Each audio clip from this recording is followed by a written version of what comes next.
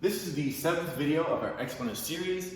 In this video, we're going to learn how to deal with fraction exponents and how they relate to roots. So far, this is the type of stuff that you have seen. X or x squared, b to the 6th, blah, blah, blah. And even in fraction form, you've seen this stuff going on. But what about something like this one, where you have x to a fraction? Now, we've done x, and you've seen x to a normal exponent like x to the 5th. You've seen x to a negative number. You've seen x to the 0 power. But x to the 1/2. Here's what you're going to know after this video is over. X to the 1/2 is equal to the square root of x. These are the same thing, they're just written in different forms. So here are the similarities between square root versus squared, because you're going to hear that a lot. Like the square is either in the word square root, or square is whenever you square something. So square root is what this looks like. This is something if you squared it, which you see down here in this problem. Square root of 16 versus something like 3 squared. Or maybe square root of 25 versus 6 squared. But here's the deal. The similarity you're going to see is that square root has a 2 in it, and squared has a 2 in it. Here's what I mean. Hopefully you can see it, or not. So here's what I'm going to show you. Some invisible stuff. When you have an x up here, some invisible stuff that you've been taught is that if there's nothing in front of x, we know there's like an imaginary 1. Wow.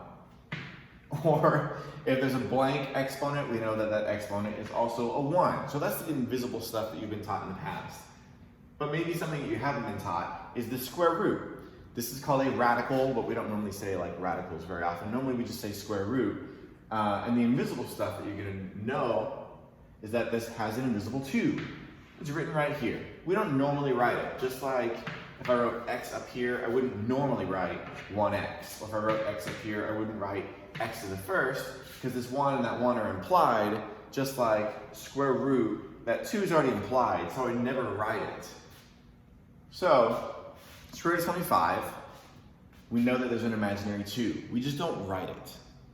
So it's imaginary, it's just, it's invisible. So here we are with these examples. X squared, x to the 3rd, x to the 4th, to the 5th, to the 6th. All these examples. Now, again, this x has a blank exponent, so I know there's a 1 implied here. So if I was going to do the same thing down here with these roots, square root, 3rd root, 4th root, 5th root, 6th root, 7th root, that's how you would say those things.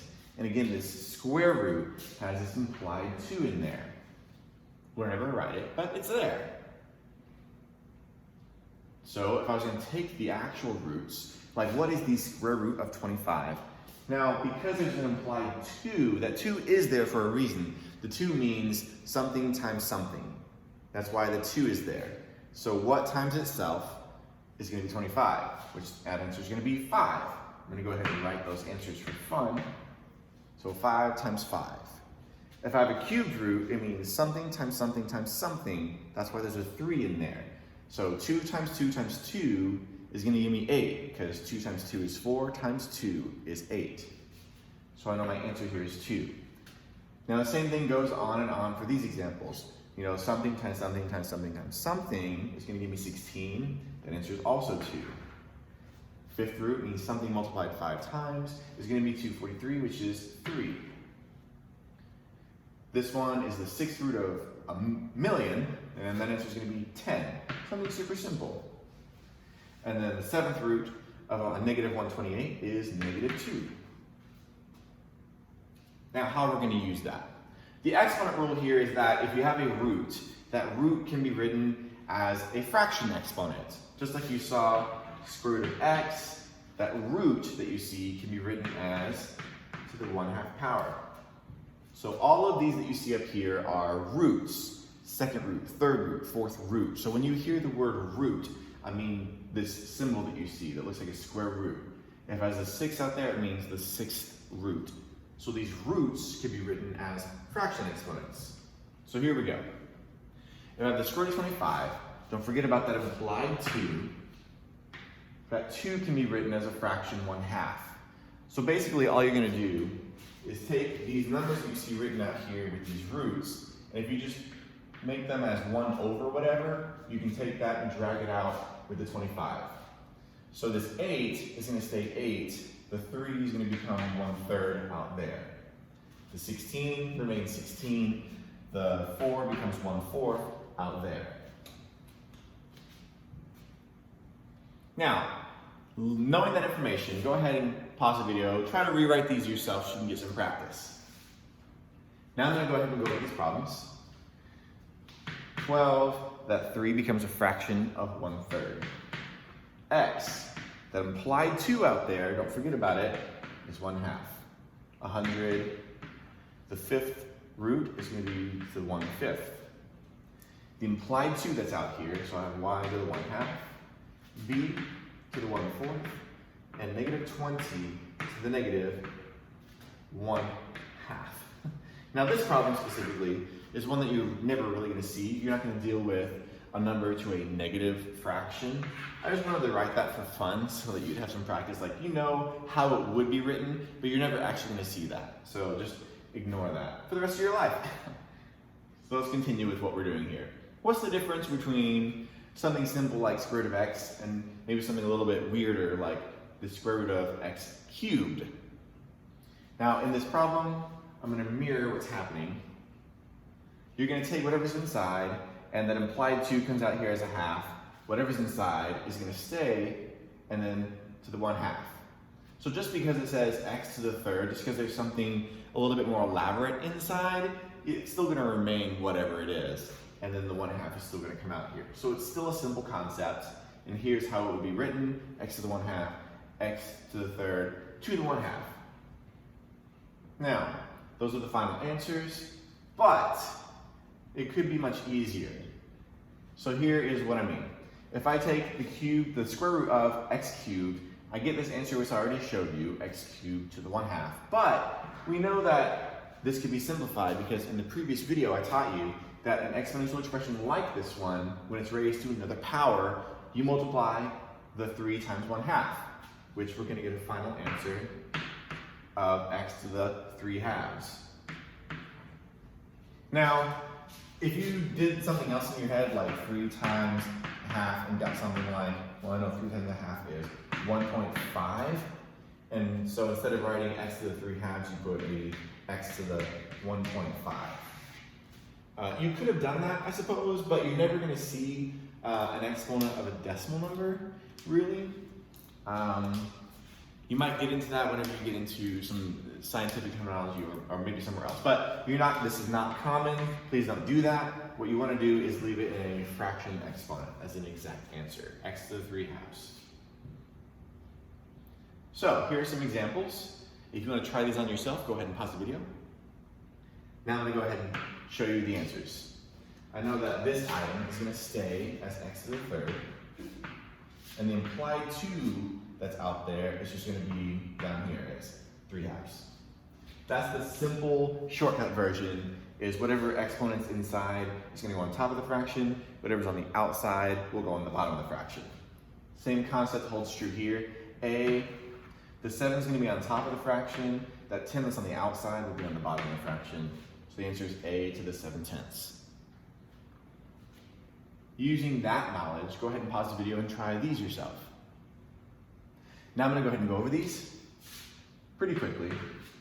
Y to the 5/6, Z to the 2/3, B to the negative 9/4, and C to the negative 3/2. Now, what do you think about these two? Go ahead and pause the video and see what you can do with these. Now, these two are a little bit different. I know I have an implied 2 and there's a 10, so I have x to the 4th. So the 4 goes on top, the 2 would go on bottom. Or over here, I might have a, the 5 stays on top, the 10 goes on bottom. But those aren't the final answers in these problems, because these, you know that this fraction 4 over 2 reduces. It simplifies to just 2. So the final answer here is x squared. And over here, 5 over 10, you know that fraction reduces and simplifies to a to the 1/2.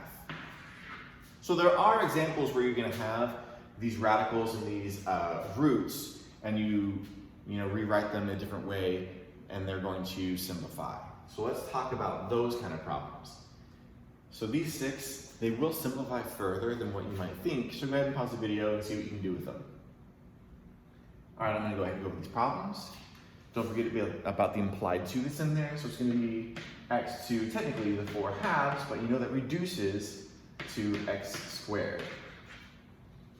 Here in this problem, if you reduced it correctly, it would be to the 4/3.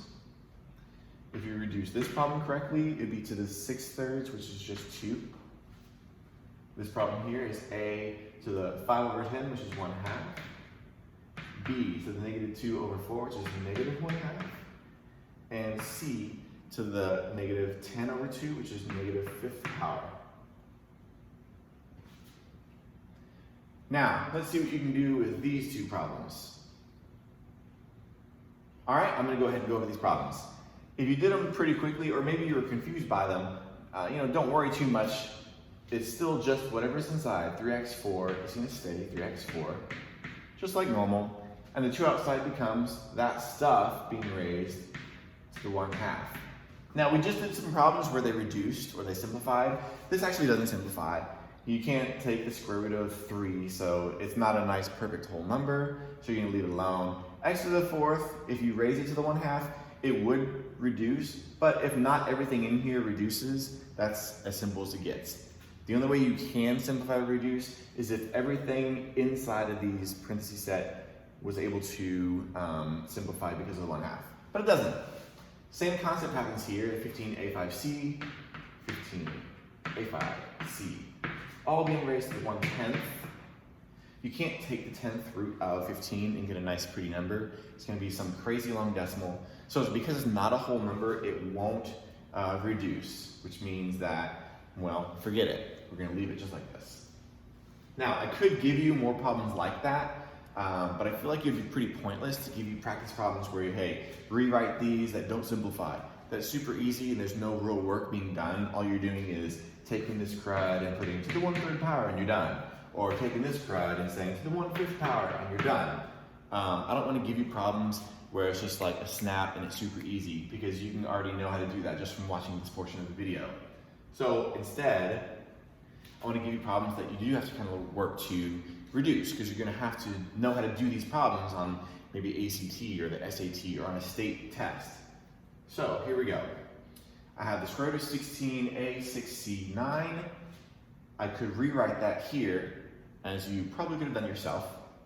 Now I have blue arrows going back up. The reason I have those blue arrows is just so you know that if you wanted to rewrite the square root in fraction form as an exponent, that's great. Or you can go backwards. You can go from having a fraction exponent and rewrite that fraction exponent as square root. I just want you to see that you can go both ways. The rule applies both ways. But from here, I want to simplify further. In this problem, because 16 does have a square root, that means you can take the square root of this, you can actually take a to the 6 to the 1/2 and c to the 9 to the 1/2. You can apply the 1/2 to each one of these, which means this will simplify. And here's how you would do it. 16, of course, to the 1/2, a6 to the 1/2, c9 to the 1/2. Here's how you would write them in fraction form. But even in fraction form, they will reduce. We know the square root of 16 is 4. That's simple. A to the 6/2, 6/2 simplifies to 3. And the 9/2 does not simplify, but you would still leave it in a fraction form as an answer. So we have 4, a to the 3rd, c to the 9/2. Here is a problem if you want to try it yourself, and then I'll show you the answer. All right? If I was going to do this problem, of course, I would write all that stuff that's in here to the 1/2 power, and then I'd apply the 1/2 power to each one of those items individually. What is the square root of 9? 3. Then I have x to the 3rd, so the 3 would go on top and the 2 would go on bottom, so it's 3 on top, 2 on bottom. Y, 6 is on top, 2 is on bottom. Z, 8 is on top, 2 is on bottom. Now, the fractions that simplify them. And if the fraction doesn't simplify, leave it alone. So my final answer would be 3, x to the 3/2. I know that 6/2 does simplify, so I'll write that as 3. I know that 8/2 simplifies as 4, so that's my final answer. So don't freak out. If you see an exponent with a fraction that doesn't simplify, you don't force it to simplify. It's not a big deal, leave it alone. If it does simplify, simplify it. Go ahead and try this one now, by yourself. All right, so here we go. If I was gonna do this problem, again, it's all this stuff being raised to the 1/3 power because of that 3 out there. So let's just ignore that for a moment. So 8 to the 1/3, which means what times what is 8? That answer is 2. Now go ahead and raise all these to the 1/3 power. So x, 3 is on top, and this 3 would be on bottom. Y, 5 would be on top, that 3 is going to be on bottom. Z, the 9 would be on top, that 3 is going to be on bottom. Again, fractions that simplify, simplify them. Fractions that don't, don't. So my final answer would be 2. This does simplify to x to the 1st power, which is just x. Y to the 5/3. 5/3 doesn't really simplify, so leave it as y to the 5/3. That's fine. And then z to the 9/3. 9/3 does simplify, so that answer is going to be to the 3rd. Now this last one, go ahead and try it yourself. All right, now I'm going to go over this. Again, same concept, taking all this stuff to the 1/4. So what times what times what times what is 81? If you don't know, you can just do it in a calculator and it'll tell you, and the answer is 3. So I'm done with the 81, it's 3. Now A, 3 is on top, 4 is on bottom. C, 8 is on top, 4 is on bottom. And then F, 6 is on top, 4 is on bottom. Things that simplify, simplify them. If it doesn't, don't. So 3 stays. 3/4 is great, 3/4. C, this does simplify, 8 and 4 becomes just 2. And then F, 6/4 becomes 3/2. And that is your final answer. Now, from here, if you want to rewrite things backwards, so if you were shown something like these problems, I'm going to go ahead and write these backwards. You know that x to the 1/2 could be written as square root x. The 2 that's on the bottom of the fraction would come out here outside. We don't have to write it that way. You could just write square root x because the 2 is just implied. But let's keep going with the rest of the problems. Y to the 3rd to the 4th power. In this problem, you'll go ahead and have your root because we're raising it to a 4th or 3rd or somethingth power. So rooteth. So I'm going to have this 4 that's up here outside and y cubed is staying inside. All this stuff is going to be in my root. So I'm going to have 12x to y is 6. And then this 8 that you see is just going to be here outside the root. It's pretty simple, so let's see if you guys can do it yourself. All right, let's go over them. I'm going to write them in red. If you do this problem, x is going to be inside the root. The 3 that you see is on the outside of the root. A5 is inside the root. The 6 you see is on the outside of the root. All that crud is inside the root, so 8x, y, 3, z, 9 is all inside. The 10 you see is on the outside, and you're done. Now, what about something like this, where it's not a simple one? Normally, like the ones we just now did, if I said x to the 1/3, I would put x inside, and then 3 would go on the outside. But this time I don't have a 1 on top, I have a 2 on top. So here's what you do in this scenario. I'm going to go ahead and erase that crap because I don't want anybody to be confused by what's going on from here moving forward. So, x is 2/3. Let's do what we would normally start doing. You're going to take the 3 and it's going to go on the outside. So you see that happening here. So the 3 is going to go outside the root, which you see happening now. And then the 2 that's left over actually just stays there. And you're done. So you don't got to worry. The only thing that you're really moving is whatever number's on the bottom of the fraction. So here's some examples. If you're going to try that concept and you feel pretty confident about what I just said, go ahead and try it yourself. Now I'm going to tell you, go through these problems with you.